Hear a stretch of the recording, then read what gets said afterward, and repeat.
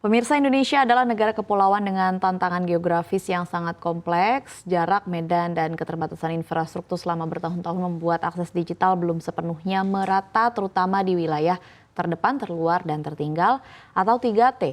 Namun di tengah tantangan itu, pemerintah melalui Badan Aksesibilitas Telekomunikasi dan Informasi atau Baktikomdigi terus menghadirkan konektivitas sebagai fondasi pembangunan mulai dari satelit, jaringan fiber hingga BTS di pelosok negeri. Akses digital kini tidak lagi sekedar soal internet, tapi juga pintu masuk bagi pendidikan yang lebih inklusif, layanan kesehatan yang lebih cepat hingga peluang ekonomi baru bagi masyarakat daerah. Lalu sejauh mana pemerataan konektivitas ini benar-benar dirasakan di lapangan, apa dampaknya bagi kehidupan masyarakat di daerah 3T dan tantangan apa yang masih harus dihadapi ke depannya? Untuk membahasnya kita akan berdialog bersama dengan Mas Demis dan Mbak Esa, dan CNBC Indonesia sudah membuat sejumlah berita terkini. Kehadiran jaringan internet dan transformasi digital di wilayah terdepan, terluar, dan tertinggal atau 3T tak hanya menghilangkan batasan warga dalam mendapatkan informasi, internet menjadi modal baru pembangunan ekonomi yang mendongkrak potensi ekonomi lokal hingga meningkatkan kualitas hidup masyarakat.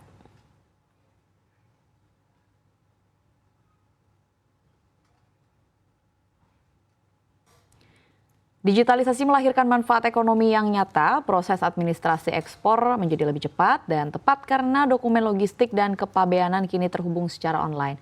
Percepatan ini juga terlihat dalam data makro pos lintas batas negara atau PLBN Ntkong. Ekspor melalui PLBN terus meningkat. Pada 2024 nilai ekspor tercatat mencapai 72,9 miliar rupiah. Angka ini melonjak menjadi 82,3 miliar rupiah hanya dalam 11 bulan pertama tahun 2025.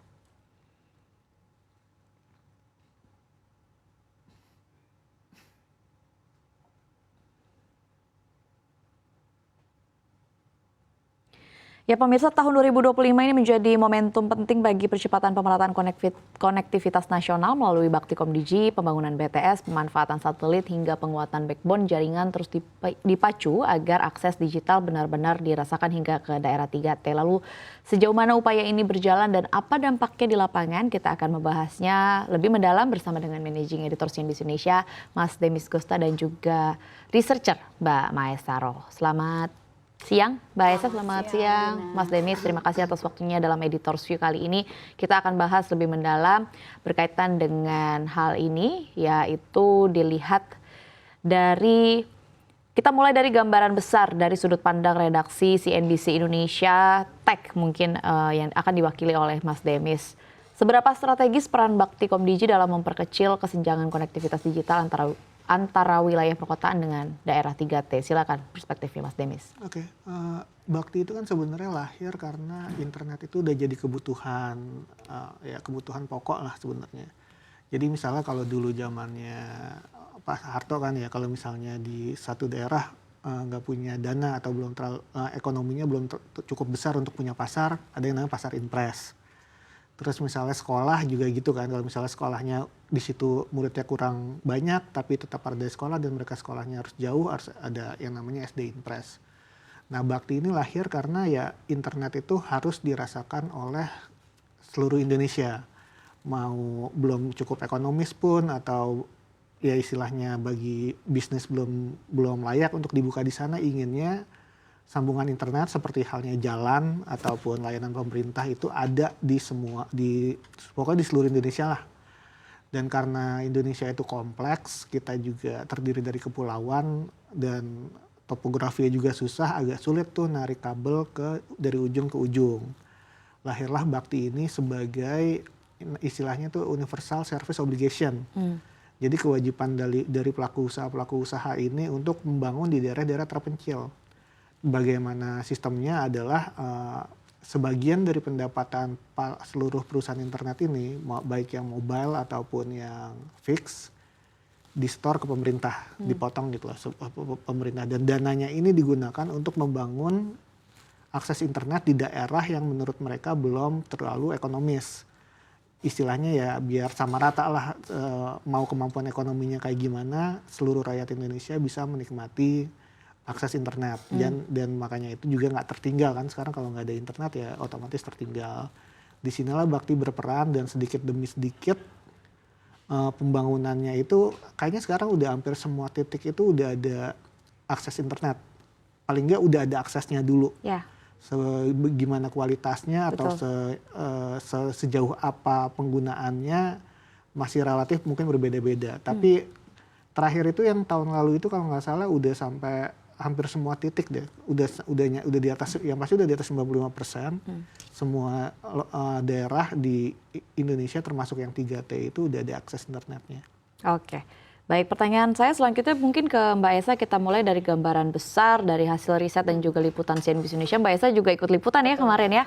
Dan dalam 2 tahun terakhir mungkin Mbak Esa melihat langsung juga dampak konektivitas khususnya di wilayah 3T. Bagaimana kondisi pemerataan konektivitas digital Indonesia saat ini, khususnya di wilayah 3T ini, perbedaannya mungkin selama beberapa tahun terakhir seperti apa?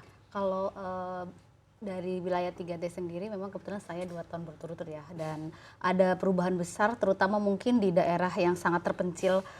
Kalau dulu 2024 saya sempat ke perbatasan di Oipoli, itu berarti di Timor Leste ya, dan Indonesia itu memang banyak sekali hal yang berubah terutama dari sisi ekonomi, dari sisi mungkin bahkan pemakaian provider ya, karena kita tahu masalah internet, masalah selain masalah ekonomi juga masalah keamanan wibawa juga ya, wibawa soal perbatasan. Dan dulu di sana orang menggunakan provider dari tim sebelah, mungkin dari Timor Leste, sekarang sudah menggunakan dari dalam negeri. Dan ekonomi di sana juga yang sempat dulu mungkin tertutup ya, sekarang bisa membuka, mungkin tidak terbayang dari mereka bahwa dari daerah yang mungkin ratusan kilometer, bahkan mungkin dari ibu kota mereka bisa menjual barang lewat online atau bahkan membeli barang lewat online. Bahkan banyak cerita-cerita yang mungkin menyentuh ya, seperti seorang ibu yang bisa mentransfer uangnya dengan hitungan menit. Padahal dulu harus menunggu 2 hari nih, menunggu mobil pengantar uang lewat. Sekarang cuma dengan duduk manis 2 menit bisa mengantar uang anaknya yang dengan sangat cepat pada menit itu juga sampai. Kemudian ada juga persoalan yang mungkin dulu wisata ya, seperti banyak hidden gem yang belum terbuka, sekarang banyak sekali pariwisata yang sudah mulai terbuka. Kalau dulu di terekspos ya, ada di, saya sempat ke Nembrala di Rote, dan itu perkembangannya sangat luar biasa pesat karena didukung oleh internet ya, mulai dari hotel yang terbantu dari sisi mungkin booking dan mungkin bisa memberi kabar, dan banyak turis yang kemudian menggunakan internet untuk mencari-cari di wisata-wisata tempat dalam Google Maps. Sebelumnya kan tidak mungkin ya. Betul. Itu adalah hal-hal yang tidak terbayang mungkin di daerah-daerah 3T sekarang bisa terjadi. Oke. Selanjutnya saya ingin kembali ke Mas Demis begitu, berkaitan dengan teknologi terkini yaitu satelit Satria 1 yang kini menjadi andalan. Dan bagaimana kalau dari redaksi melihat atau menilai dampak nyata dari pemanfaatan Satria 1 yang telah diluncurkan sejak 19 Juni 2023 terhadap layanan publik seperti misalnya sekolah, kemudian puskesmas, dan juga mungkin sampai kantor pemerintahan di daerah terpencil. Oke. Jadi selain Bakti menyediakan di ujung tadi yang BTS dan akses internet, Bakti itu juga menyediakan namanya infrastruktur dasarnya. Jadi sebelum nyampe ke fiber optik udah ada dulu nih istilah tulang punggungnya, tulang punggung di seluruh Indonesia. Yang pertama itu yang udah diselesaikan akan ada yang namanya palaparing. Palaparing itu kabel bawah laut di daerah yang sebelumnya itu nggak lewat kabel laut karena penduduknya nggak banyak. Udah ada palaparing barat, timur, dan tengah itu semua udah selesai. Jadi hampir seluruh Indonesia nih di pulau-pulaunya sampai ke pulau-pulau yang kecil itu udah ada kabel lautnya. Tinggal ditarik dari situ untuk membangun akses internet lebih lanjut. Dan yang daerah yang belum kesentuh ini ada satelit gitu. Satria 1 ini udah banyak banget digunakan karena kan nggak semua daerah walaupun tadi udah ada kabel laut kan, itu juga harus ditarik lagi kabel ya tadi nyeberangi gunung lewati lembah ya, kayak kartun gitu. Terus juga apalagi di daerah-daerah yang hutannya itu masih lebat, nggak semuanya itu bisa pakai kabel. Nah satelit ini sebenarnya adalah jalan keluar. Jadi daripada sebelumnya itu Bakti masih nyewa satelit orang. Nah karena nyewa ini kan otomatis ada layer lagi, ada biaya tambahan lagi.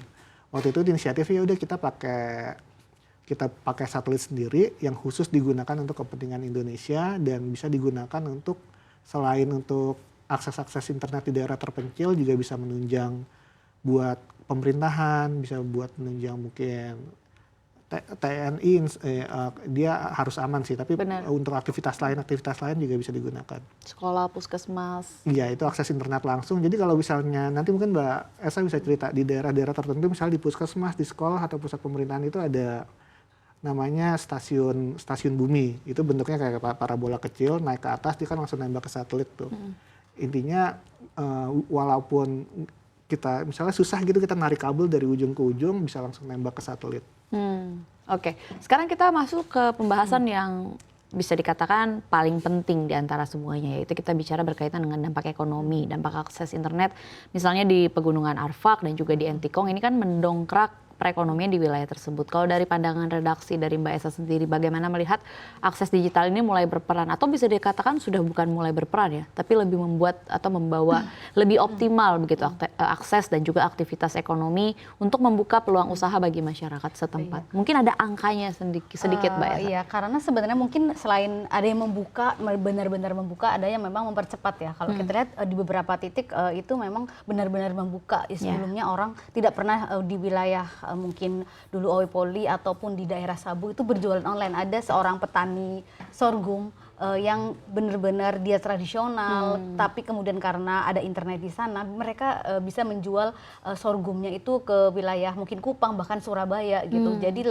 intinya lebih bisa membuka akses. Ada juga memang yang mempercepat aliran mungkin bisnisnya ya. Di Entikong sendiri kan ada beberapa mungkin agen dari mungkin Briling itu mempercepat transaksinya karena ada internet di sana yang dulu hanya mungkin berapa, sekarang sudah bahkan biasa 8.000 transaksi, ratusan juta gitu, dengan orang di daerah yang sangat terpencil mungkin tidak membayangkan dulu bisa ada perputaran uang 400 juta dalam satu titik. Itu kan sangat luar biasa. Hanya gara-gara internet, mungkin orang tidak menyangka. Kalau kita di Jakarta mungkin sudah biasa, tapi kalau di sana mungkin satu batang sinyal itu sudah sangat berarti ya. Karena bisa dengan satu batang sinyal itu bisa mengirim barang lewat dengan cepat. Ada dengan bisnis, ada juga cerita bahwa dulu itu seorang ibu rumah tangga bahkan menjual ikan di pasar dengan lewat TikTok, dan penjualannya itu lewat bisa luar negeri, dan dia selain berjualan juga bisa memperdayakan orang-orang sekitar soal harga. Jadi tidak ada